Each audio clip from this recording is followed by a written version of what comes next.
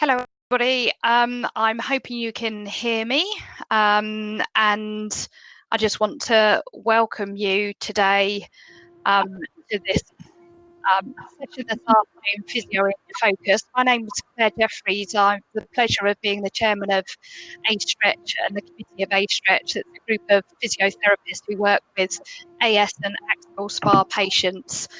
We work really closely with NAS, and are just absolutely delighted to be with you today for this education session for you this afternoon. So I'd like to thank you for joining us and giving us your Saturday afternoon, and obviously would like to thank NAS for hosting this event alongside AStretch. We're hoping that you're going to find this afternoon a really informative and fun session. And we have got some other physios joining us as well as AStretch, so they may be on your tables later today. And if they can just themselves, if they're on the table, to anybody that sat with them, that would be great. I'd also like to welcome and thank Phil Bateman for joining us today. He's going to be doing a presentation for you later about TMJ, so JAWS. Later on today, we've also got round discussion tables where you could come and have a chat with any of the AStretch committee members, ask us any questions. When you're on those tables, there will be other people sat around, obviously. So I'd just ask you to really respect their privacy and any comments that they may be having or discussions that you may be having on those tables, and certainly just hold their confidence after today's education sessions and discussions. There's a lot of you, so we're hoping that you all get to come and chat to us at some point. So please be mindful that there's a lot of people that may have voices today, and to make sure everybody is able to ask any questions. But overall, let's have a great day, great afternoon, have some fun, have some chat, very informal, and I'll just hand over to Jill now, so enjoy the afternoon. Hello everyone, welcome to our Physio in Focus event. It's our final event of 2020, so I'm glad you're able to join us. Just a quick reminder, so as the presentations are on, if you use the Q&A function on the right hand side rather than the chat function to ask any questions, and if any questions come up in there that you think are good, remember to vote them up as well so that we know to ask those as a priority. And finally, just don't forget to tweet as well using the hashtag Physio in Focus. And I'll be keeping up to date with the Twitter account. So that's it from me. Now I'm just going to hand over to Sally. Brilliant. So let's get started. And our first speaker is Will Gregory, who is consultant physiotherapist in rheumatology at Salford Royal. And he is going to be, as you can see from the presentation, he's going to be talking about how to keep motivated to exercise in or out of lockdown. And we'll have a Q&A at the end. So go on then, Will, let's hear it. Well, thanks very much for the introduction, Sally, and thanks to Naz and to AStretch for asking me to speak this afternoon. I've been given this topic of keeping motivated to keep moving, which is very much on topic for where we are at the moment with our latest lockdown. So how do we keep motivated? And particularly, how do we keep moving within that? We've not put exercise, because exercise means different things to different people. So hopefully there's something for all of you to consider with regards to maintaining and improving your movements on this. I'm going to use the technology first off to show you a little video clip. It's a news story I'm sure you'll have seen, and the person in this video is back in the news now. But I just wanted to let you have a look at what happened a few months ago to this chap, and have a think about how they kept motivated to keep moving, what their goals were, and what the outcome was of that as well. So let's get the video going.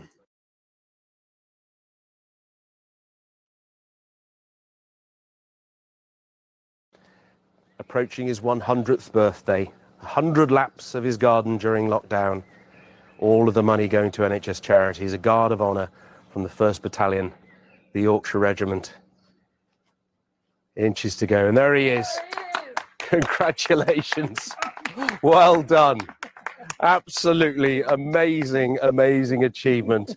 Captain Tom, how do you feel this morning? Fine. I mean, I mean, I'm surrounded by the right sort of people. So, yes, I feel fine. I hope you're all feeling fine too.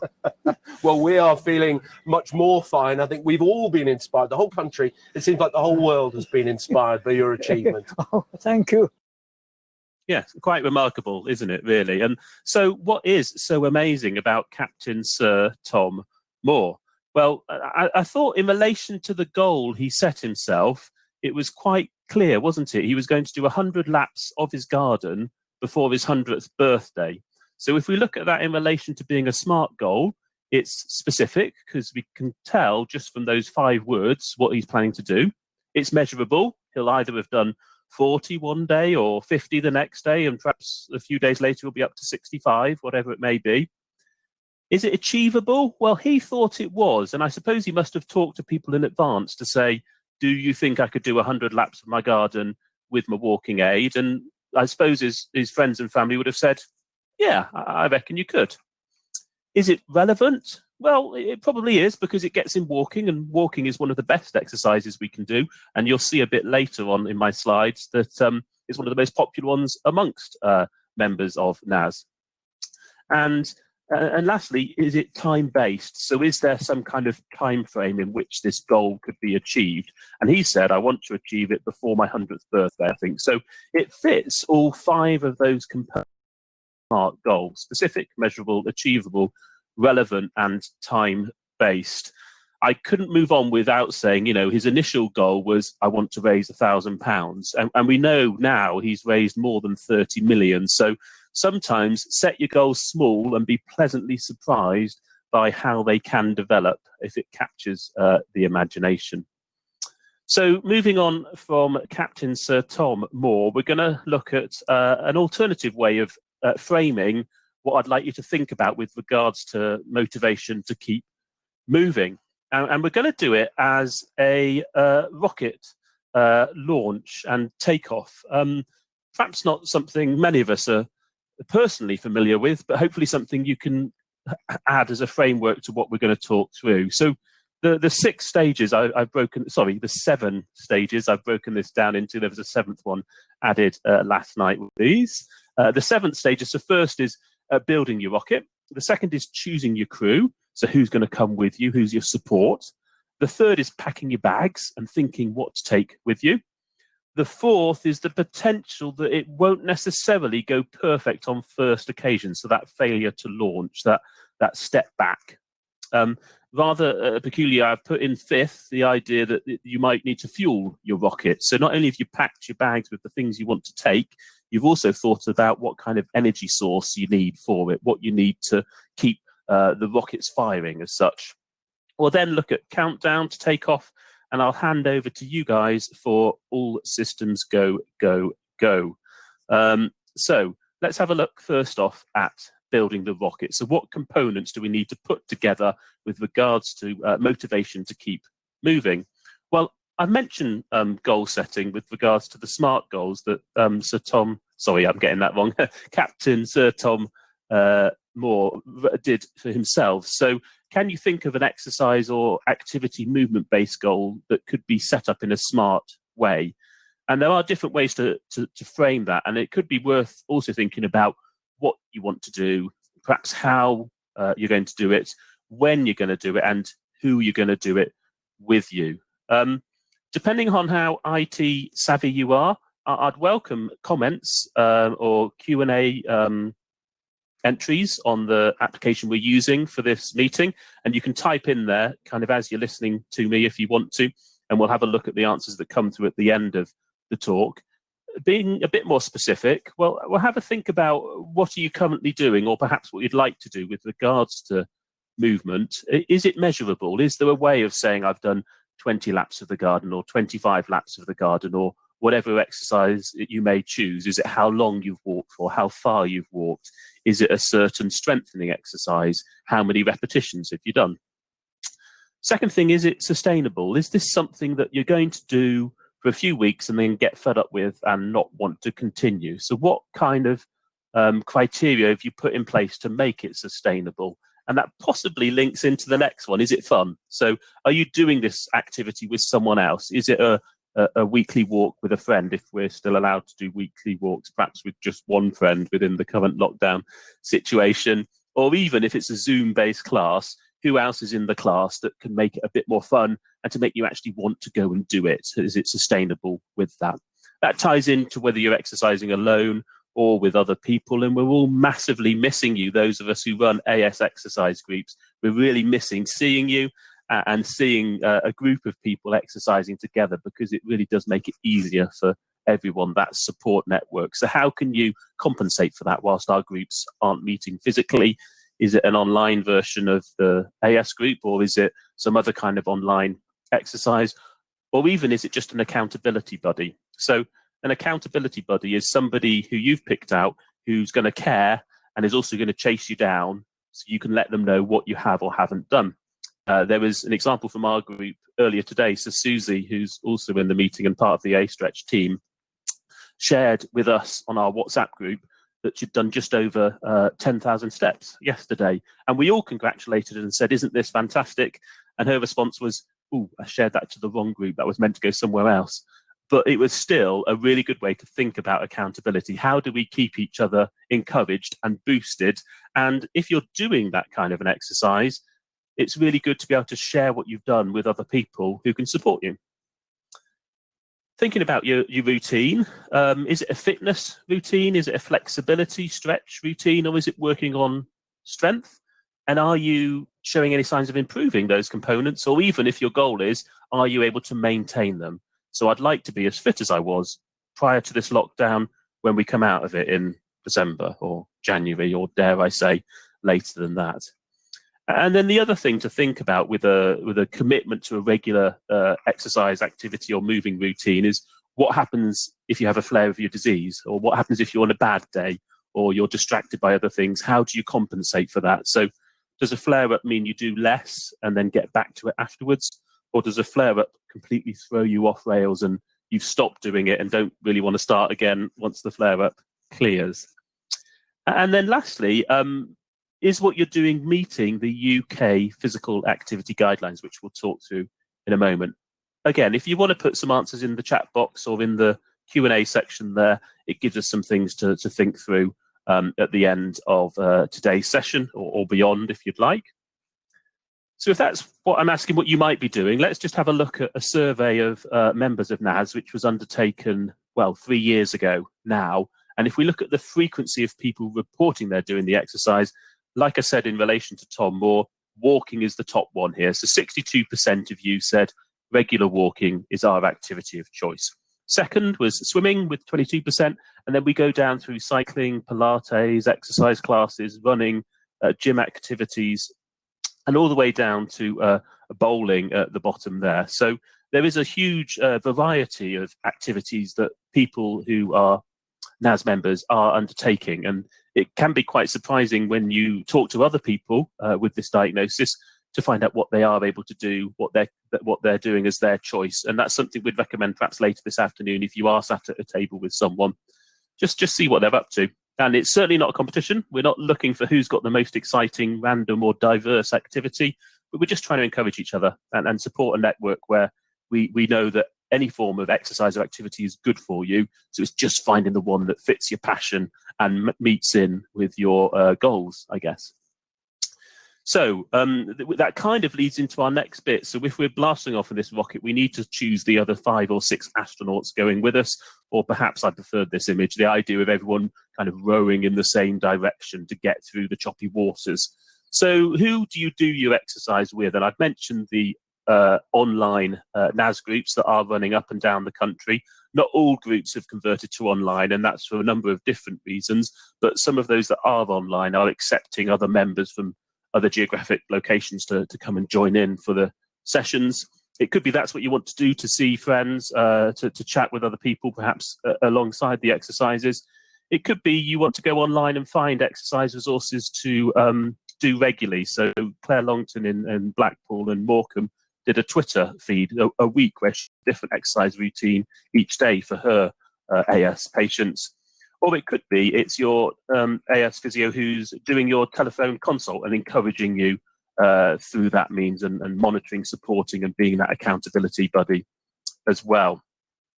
It could be your AS group itself. Now, obviously, this picture was taken before social distancing. I think this was a year ago at the Members' Day. But it's about who do you want to exercise with. And for some people, the obvious choice is the local NAS group, where you can meet with people with perhaps similar issues. But others of you might want to be looking at other exercise groups that are more varied in who attends. Or it could be school mums or people you work with, or a different peer group that allows you to exercise together as and when we're allowed to do that again in real life. We then think about packing our bags. So what kind of things do you need to take with you on this journey to improve your activity levels? Well, I'd suggest you need to take some evidence, some support of what you want to do. So firstly, why are we asking you to do this? And there is lots and lots of reasons for this, but if we pick out the top 7 here, well, we know those who regularly exercise and move and keep flexible will have better mobility. They'll walk further and longer and generally better physical function. We know that exercise can help with decreasing pain of AS, but also it has been shown in some cases, in some studies, to actually decrease the disease activity. And there's an argument that we make in our clinic that these new medications, the biologics and other type of drugs, are fantastic at controlling the active disease. But actually, what gets you better and gets you your life back and doing the things you want to do is the exercise you're then enabled to do, because the disease is more better controlled. But even exercise itself can have a small impact on decreasing disease activity, we think. Why should we exercise? Sometimes it's not just for the sake of getting better at press-ups or walking or whatever the exercise you've chosen to do is. Sometimes it's because it carries over into your daily life. So the things you do perhaps rather begrudgingly each morning to stretch off and loosen off, or your daily exercise routine, is there to make day-to-day life easier, so you can do the things you want to do in a more easy fashion. We know exercise within your own tolerable levels or activity will give you a mental boost and a small sense of happiness with that. This was mentioned by one of our previous NAS group feedback sessions, a small sense of happiness. Those who exercise and are kept active regularly tend to be able to reduce their medication. It has been found in the studies as well. It's not the case for everyone, but it might just allow you to better control it without so many medications. Regular exercise and activity at the right level for you does tend to lead to better sleep and less fatigue. And also, we want you to keep as strong. It's been a big push in AS that we maintain your movements. If you look at our name, we're AStretch. So we could also be called AStrength, I guess. But it is important to think about strength, stretching, and cardiovascular fitness as well. Which leads us nicely into the UK Chief Medical Officer's Physical Activity Guidelines. So this is quite a nice pictorial version of them, and it looks at what we should all be doing. So this is everyone in the population should be trying to keep physically active. And the prescription is either 150 minutes of moderate intensity exercise per week, which could be swimming, a brisk walk, cycling, or 75 minutes of vigorous activity, which could be going for a run, playing a sport. It could even be going up and down stairs if you become short of breath somewhat on that. So it's either going for a decent amount of time at moderate or a short amount of time at vigorous, or a combination of the two. And that's keeping your heart and lungs going. We think you should be building strength, perhaps 2 days a week, which could be at the gym. It could be doing something like yoga. It could be your weekly shop. It says carrying heavy bags there. So it's thinking about, is this your strength something you do separately, or is it something that's covered in your day-to-day activities? We want you to think about your balance. So perhaps balance-based work 2 days a week is recommended there. And of course, minimizing our sedentary time, which is why on this afternoon's program, we've got you getting up and doing some exercise every hour or so to make sure we're not all sat staring at a screen for the whole afternoon. So it's all very good coming up with these plans, but they don't always come off first time. And it's worth just thinking about why things might fail and what we do about it. And I was very impressed to find this face mask with the quote that I wanted on it. So massively topical, I guess. But going back a little bit, this is a very old survey in 1993, 1994, where they looked at how people having physical therapy for their AS managed to maintain it over time. So we're looking at, in the first 6 weeks, about 83% of people were still doing it. After 9 months, about 60%, and then in the subsequent 9 months, about 50% were still doing the prescribed exercise. So there is a natural tendency to drop off there. And if we come a bit more regularly, that 2017 members survey of NAS did say that people stop their exercising because of pain or because of fatigue, and that was about a third of people mentioned those two issues as being something that might limit their ability to do the exercise, the activity, the regular movements that they'd previously committed to. So it is part of the condition, and probably part of living with a long-term health condition, that sustaining things is challenging. It's interesting to go back and look at this 93, 94 study. I wonder how much this exercise program was that was given to everyone. Was it too much? Was it too ambitious, and that's why people dropped off? Or was it perhaps it was harder to follow it up and encourage people and kind of maintain it from that means? So what can slow us down? Well, we're certainly at the moment, we probably all have a fair amount of lockdown lethargy. It's been going on for a while, one way or another, and shielding coming back kind of earlier this week. It's very hard work to be persistently limited in our things that we normally do for activity. And I've got a picture of somebody feeling rather stuck in their house there. And that's partly to think about that, but also stress and anxiety, which could be part of the current situation, or could just be a part of living with a long health condition, or some of the impacts of your AS that might leave you feeling that way. Time pressures are important as well. We all have lots of commitments one way or another, and finding time to do exercise or activity can be difficult. Perhaps it's been interesting for you over the initial lockdown period. Perhaps we all had a bit more time. Did we all suddenly go out and start exercising? Well, there's some stories saying that there was a lot more people jogging up and down the streets in kind of March, April, May, but then that slowed down even whilst lockdown was still ongoing. So perhaps all of us are guilty of over-enthusiastically going for an activity initially, but then losing kind of attention and focus to do it further on. So time pressures are there, but even without time pressures, how do we prioritize the things that are good for our long-term health? And the last one to mention is the expert trap. So this idea that we're never quite sure what's the best exercise for people with AS. So let's wait until I see the physio or the consultant and ask them what the best thing is for me. And it's perfectly valid that you ask us for what the best routine is, but if it means you don't do anything until you have that expert opinion, that in itself can let you down. So I think something that you do regularly, something you enjoy, and something that becomes a habit is one of the best forms of exercise, almost no matter what it is. So the expert advice is useful, but actually the way you apply it and the way you apply regular activities and exercise is important as well. So within failure to launch, I thought I should just mention this SpaceX launch, which had a problem, I think, beginning of this year or end of last year, where they had a date for the first flight and it failed. But how did that end up? Well, they did eventually do the launch. So even if you do fail, you'll replan the rocket launch, and even if the weather's not good the second time, they'll replan it a third time. So we're allowed to fail, but we're also allowed to have another go. And it's having the ability to accept that you've not managed what you wanted, but another chance to do it is probably a good idea. So this is slightly the wrong way around, and maybe the reason it failed on my previous slides was because we hadn't put any fuel in the rocket. But I just wanted to think about the things that you might pump into your activities to get best output. So we're going to look at kind of digital help first. So what things are there online?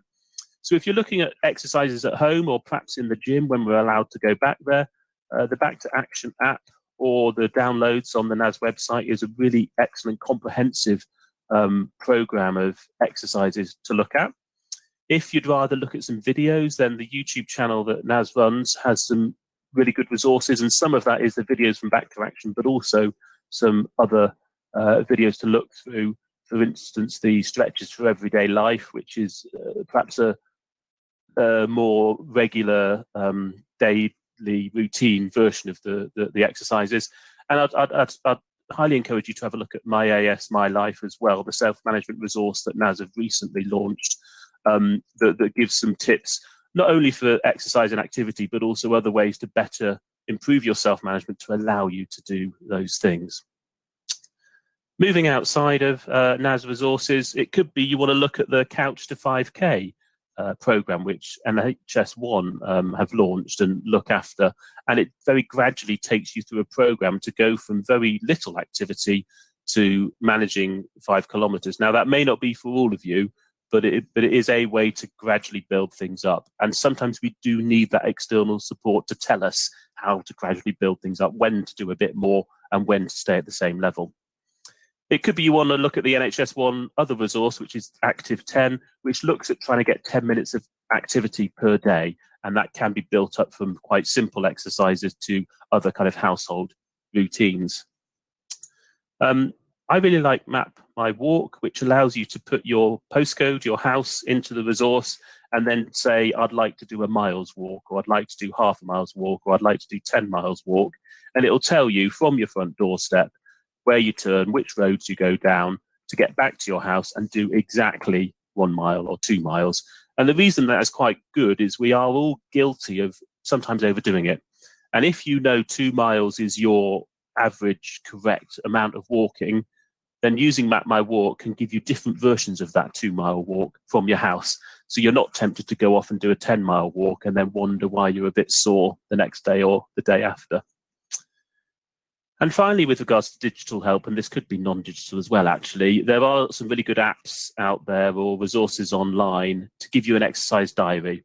And if we talked about accountability before, somebody you tell how many steps you've walked or how many exercises you've managed to do, and they congratulate you or they keep you accountable for it if you've not done it.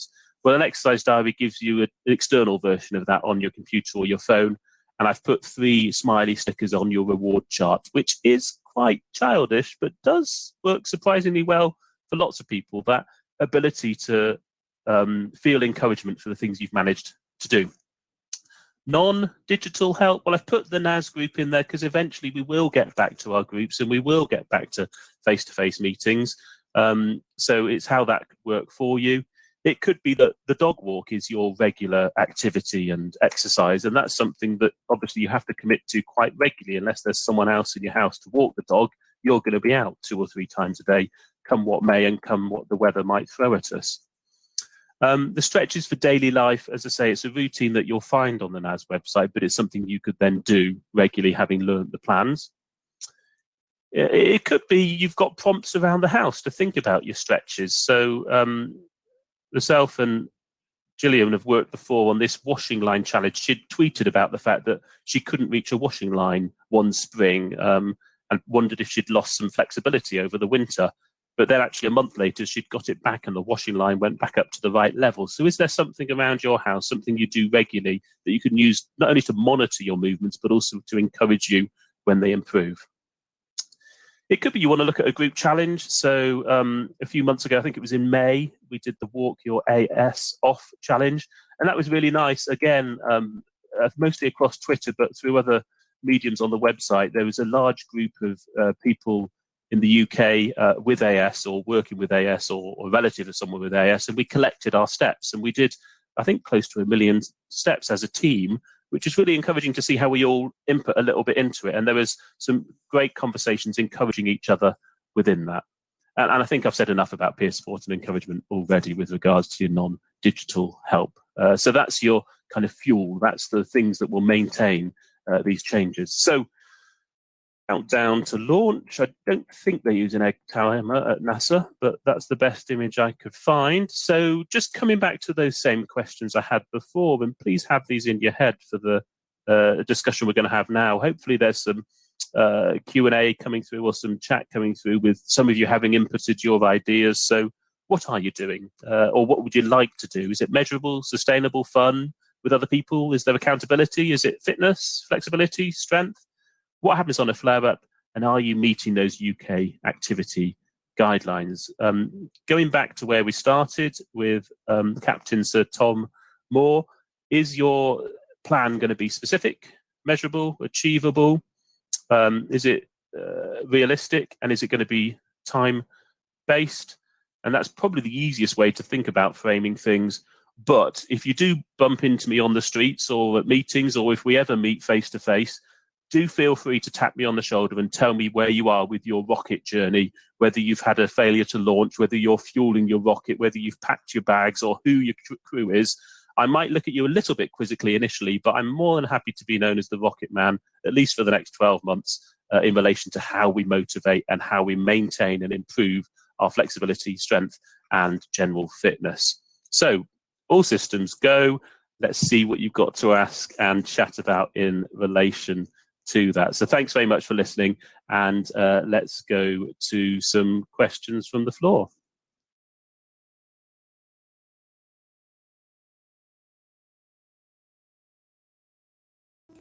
Hello, well, thank you very much, Rocket Man. That was a brilliant presentation.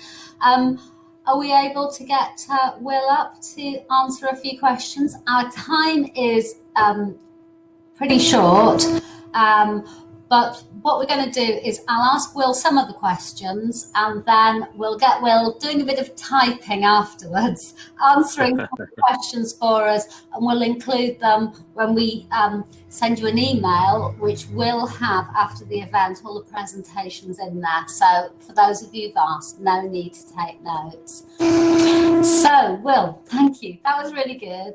And I think that probably the question which has come up voted highest, and I get asked all the time on the helpline, is about exercising during flares. Are you able to give a really quick and concise answer? You know, a bit of do's and don'ts during flares and exercise. I suppose it depends how often you have your flare-ups. If it's a couple of days a month, then probably put your feet up, relax, and give yourself that time off. However, for lots of people, the flare-ups last longer, so it's modifying your routine and taking it down to 50% or something. We're all different with how we do our exercise and how we respond to it. And I think having somebody you can tell, I'm in a flare-up, I'm not doing so well, is useful. And then they'll contact you 3 days later and say, are you back on it now? Are things settled? So it is very much variable person to person, but be kind to yourself on your flare-ups and know that you'll do more on your normal times as and when you get back to them. Thank you. And then another question, which I also get all the time on the helpline, and I can see it has come up here, is swimming pools have been closed for a long time, opened briefly, locked down again. What suggestions do you have for activity that could replace swimming during lockdown? Yeah, it's really hard because we know the warm water, or even a swimming pool, if it's not so warm, is incredibly valuable to keep movement going. If you are a big fan of the heat of a swimming pool, then maybe a hot water bottle, wheat pack, hot bath before you then do your exercise could be a way, if your joints allow you to do that. Hopefully it won't be too long before we're back in the swimming pools and hydrotherapy pools. And I know nationally some pools are reopening soon, despite this being locked down too. Okay, thank you. And then the other one, which again, lots of questions, and I know is always a big issue, and that's the heel pain that comes up with AS. You know, when you can't walk around, exercise becomes, harder and harder. So is there anything that can be done for heel pain, or any exercises that you can do when you're suffering from that? I suppose it's first to differentiate whether the heel pain is a part of your AS or whether it's something different. Is it a part of your? If it's a part of your AS, are you on the best treatments generally for your AS, your injections, your biologics, your tablets, whatever it may be? But on top of that, and in consultation with your health professional, it could be an anti-inflammatory gel that you put on your heel area before you go out and do your exercise, or even thinking about what shoes you're wearing, or gel inserts can be quite useful just to give you that bit of support when you are active. And it's a big problem, the heel pain. And the last thing we want to see is people unable to do the exercise they'd normally achieve because of one little area. So firstly, think about your overall disease control, and then think about local work on there by maybe an anti-inflammatory gel, maybe the inserts in your shoes, and then stretching off your calves after the exercise will help to decrease that irritation, we hope. Okay, and then quite a difficult question, I think, is how do you motivate yourself when you're struggling mentally to deal with, your diagnosis and not being able to do, what you could do before you had AS? Yeah, it is hard if the AS has left you not as physically capable as you were. And we talk a little bit in these cases about a kind of bereavement process, and to be able to say, okay, that's the person I was before the diagnosis, and maybe I was running marathons or whatever it may have been. And if you're unlucky enough to have a situation where your AS is less well controlled and you couldn't get back to that, and we'd aim to have you all getting back to that ideally, it's how you cope with measuring yourself compared to who you were a month ago rather than who you were 10 years ago. And trying to change a mind frame to say, well, I'm better than I was. I may not be the person I was in my 20s, but actually things are improving compared to where you were more recently.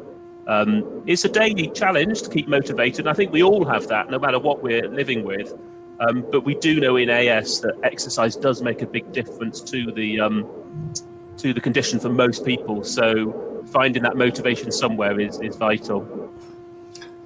Brilliant. And I think we've got time for one more question. So how can people tell the difference between, I think what I was doing Joe Wicks, and he was always talking about DOMS, you know, the delayed onset muscle stiffness. We talked about DOMS a lot in our house. So we got bored of Joe Wicks. But how do you tell the difference between that and then maybe AS pain or having had a flare because you've exercised? I suppose for the DOMS, it's how long it lasts, which you'd normally expect it to occur the day after and last for maybe 24, 48 hours. If it's your AS specific, perhaps it would last a bit longer as you recover from that overexertion. DOMS will be there when you're taking up a new activity, but if you've been doing that activity regularly for a while, you should have less of that muscle soreness. You may have the same amount of the AS flare, so I suppose it's persevering and see if those symptoms continue after the exercise longer run. Brilliant. Thank you so much, Will. We're running over slightly, so I'm going to... Yes, sorry. No. So maybe if you are able to answer a few of the questions just with a sort of summary for us, then we'll make sure that goes out to everyone. But thank you very much. And Thanks for having me. Brilliant. And I'm going to go on to introduce Philip Bateman, who is an extended scope practitioner at Sheffield Teaching Hospitals. And as you can see by the presentation, he's going to be talking about how Axial SpA can affect the jaw and how you can manage that. So over to you, Phil. Hello. Today I'm going to talk about temporomandibular disorder, or TMD, and axial spondyloarthritis. My name is Philip Bateman. I'm a physiotherapist and I work for the Sheffield Teaching Hospitals Trust. I'm mainly based in the outpatient department at the Royal Hallamshire Hospital. Most of my patients come from either the dental hospital and some come from the rheumatology department. I'm going to try to answer two questions. What is TMD? And the main focus will be on TMD and axial spondyloarthritis. Second question is how is TMD treated? And the focus will be on education and physical therapy. I'm starting with a simple definition of TMD. This is a term used for a number of clinical problems involve the jaw joint, the jaw muscles, and the jaw joints. Another name for the jaw joint is the temporomandibular joint, or the TMJ. What is the cause of TMD? Well, TMD can be associated with multiple factors.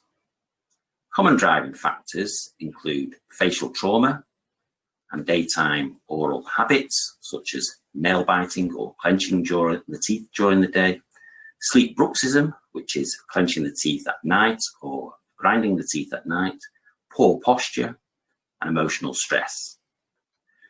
These factors can increase muscle and joint loading.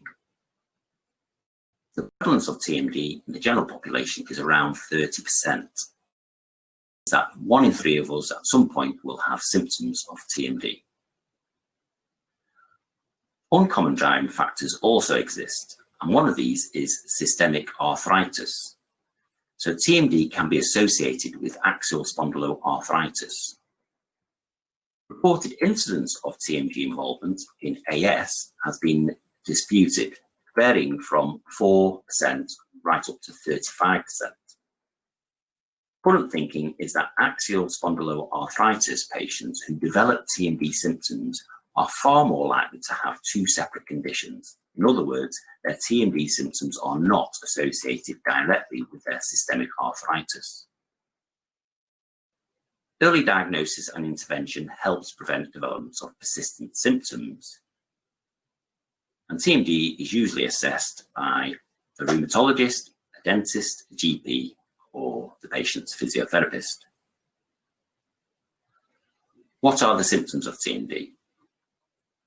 The patient will experience pain and tenderness over the jaw joints and or the jaw muscles, pain aggravated with jaw activities such as chewing, biting, and talking, limited mouth opening, joint sounds such as clicking and creaking of the joint. And if TMD is attributed to axial spondyloarthritis, patients may experience other symptoms. Jaw symptoms may worsen with exacerbation of other systemic symptoms, and there might be signs of temporomandibular joint inflammation such as swelling, redness, and increased temperature in front of the ear. Second question, how is TMD treated? Well, guidelines for safe and effective treatment include use of conservative evidence-based treatments. And the main treatments would be education advice and optimum medication. And if the TMD, the temporomandibular joint inflammation was involved with axial spondyloarthritis, this would be via the rheumatologist. Other treatments would be physical therapy, splint therapy, and psychological support for those who need it. I'm going to focus on education and advice and physical therapy. The patient education about the disorder is crucial. So when patients come to see me, I'll be using a skull and images to help reinforce their understanding. This will help patients make sense of their disorder, reduce the threat of their symptoms, and help provide a rationale for treatment. I'll also be providing patients with information leaflets, and this will provide advice. The main thing we want to be looking at initially is what is the normal jaw rest position, as we want to avoid jaw habits such as excessive tooth contact, which cause muscle and joint loading. So we'll provide a reference point for normal rest position. And this includes a short exercise. And the main aim is for patients to remember to keep their tongue up and teeth apart. We also want patients to avoid prolonged forward head posture in sitting, because this will also include muscle and joint loading. So the main advice is don't sit for long periods without a break. Other ways you can reduce stress and strain on your jaw joints and muscles includes eating a softer diet while we're treating you, chewing slowly, and trying to avoid caffeine, which is a stimulant and can increase jaw activity. We also will teach a different way of yawning to initially stop the patient from overstretching their jaw, and want to avoid certain aggravating or loading postures. And if your dentist has provided you with a splint or bite appliance for your sleep bruxism, we'll be encouraging you to use that. And if the GP or the rheumatologist has provided medications, we'll encourage you to be taking your medication as prescribed. Also, regular daily exercise is very good for physical and mental health. We can provide strategies to reduce unhelpful jaw habits. One of these strategies is the use of the oral behaviour checklist. Looking at this list on a daily basis for a week and then trying to fill the frequency boxes in at the end of the week will help us find out what your driving or contributing factors are. So by the end of, after we've provided the advice and looking at the oral behaviour checklist, you'll be able to identify your own driving factors. And then we want to minimize these driving factors. And this will help to break your cycle of pain and get a better balance in the system. Another strategy to help you do this would be using something called the No Clenching app. This app will alert you to check that you're not doing your oral behaviors every half an hour or every hour. It will also alert you to check whether you have a normal rest position and to take a break from sitting. Next, we're going to look at some physical therapy techniques. And this will be for muscle tension. We want to try to reduce muscle tension, and the various ways we can do this include jaw relaxation techniques. We can provide various massage techniques to the patient to help relax the muscles and reduce pain, and send them away with exercises, particularly for the big closing masticatory muscles such as the masseter and the temporalis. For poor jaw control, we can provide various exercises to help improve jaw control. For joint stiffness, we can do manipulative therapy techniques to the patient and give them exercises to help restore temporomandibular joint mobility, and none of these techniques should be excessively painful. If symptoms don't improve, which is very rare, as TMD is a dental specialism, patients might be then referred to a dental hospital for further assessment. Also, they may undergo further investigations either by their rheumatologist or the dental hospital. And management should involve close communication between the various clinicians, particularly the rheumatology department and the dental hospital.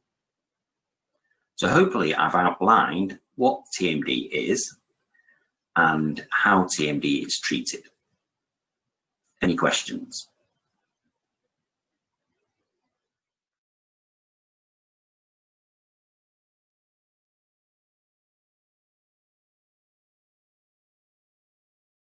Brilliant, Phil. Thank you very much. And before I start asking some questions of Phil, let me just put, apparently I have a very buzzy mic, so sorry that I have no idea how to stop that. I've moved things around and turned things off, so hopefully that will help. But Phil, are you able to come up and answer some questions for us, please? Yes, hello. Wonderful, thank you very much. That was really interesting. Yeah. One of the questions I wanted to ask, and that's sort of come up via WhatsApp, is you sort of talked about some of the, I'm so sorry, it's so noisy in this office, so sorry if you can hear all this. I can hear. But yeah, we just wondered, you sort of mentioned some of the jaw exercises that people can do to sort of keep things loosened up and things. And I wondered, do you want to take us through a few? We can all have a go. Yes. So I mean, I'm the only one on video. So, so yeah. So the exercises should be fairly simple, really. You know, like.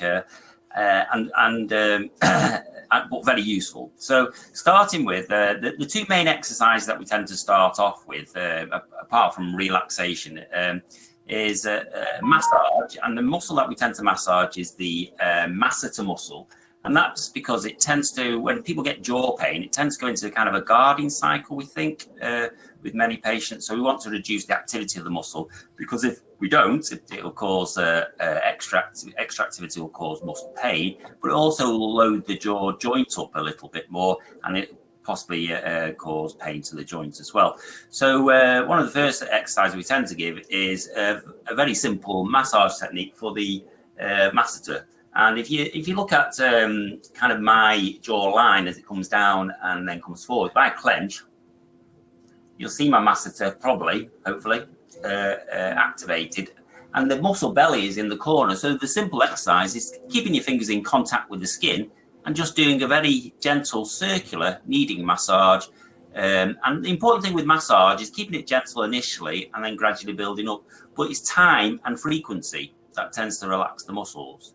So that would be the first exercise for many patients I would give. The second was the control exercise, which we think does quite a lot of things. This exercise has been around for about 40 years. And what we do with this exercise, our tongue stays on the roof of the mouth in with the tip of the tongue in what we call the cluck position. If I make a cluck sound, or if I make the sound of a letter N, like N, stays in and that gives a bit more support to the jaw, and it tends to allow the muscles to relax a little bit better, the masseter muscles. So what we can do then is just a very gentle opening and closing exercise with the tongue on the roof of the mouth, and maybe with a slight support to the jaw, a guidance, because the jaw should go down and backwards. So they call it the goldfish exercise, by the way. That's actually quite hard, isn't it? So yeah, many of the patients that you see with pain, how their mouth will open is either it'll just open very quickly and close, or it'll open in stages.